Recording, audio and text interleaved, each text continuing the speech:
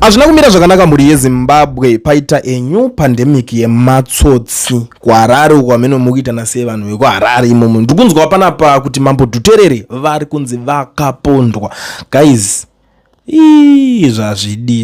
hazvidi kudai so. Ndakusangana nemessage yavo vachitaura kuti be very careful kunze uko. I was attacked in Matsotsi the day before yesterday. Maintain distance and be cautious when talking to strangers, no matter calm or harmless they appear. Vanokurova off guard ende vari kutoda kuuraya. Imagine ronda iro raitoda huro.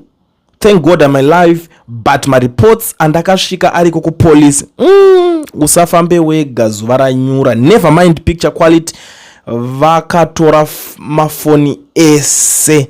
Ndangoti chakakosha kusvika kwe awareness kwamuri. Saka imagine kuti Mambo Dhuterere vopondwa vobva vatorerwa nemafoni. Handisi kuzoziva zvangu kuti Dhuterere pakupondwa kwake apa anga ari kufamba netsoka here, haasisina here mazimota ekwa wiki newese vakatengerwa, akapuwa yake kafortuna, mukadzi akapuwa yake, akapuwa nemari on top of that. Handisi kuziva kuti haasisina here, you know, zvakawanda zvinongoitika kana munhu anongoreka nangobroka kana kuti plus mazimota mamwe ainzi akazombotengerwa pane imwe yakambonoita beyond yake yakatinoita beyond repair pakanoita tsaona kuMozambique. Handisi kuziva kuti zvikunyazofamba sei. Saka kuHarare please udzanai. I don't think kuti ndingati kuHarare chete. Munhu wese ari kunzwa language yandiri kutaura, as long as if you are a Zimbabwean, please be very careful kwese kwamunofamba kwamunoenda. Be very careful. Ndozvandango ndingokutaurira inemi panapa mhuri yeZimbabwe, because ndozviziva kuti nyaya idzi dzinotemesa musoro. Vanhu vanotanga kutaura zvakasiyana siyana, yo wear this, yo wear that. Zuro ndizuro anga ari nyatika izvezvi panomuka pamwe mangwana ndiwe, because vane mpiri kuona vakubuda kuti yo ndazonzwa iso ko wati mumwe munhu asina kana access yekuti atombotaura nevanhu vandarika 10 anoita sei?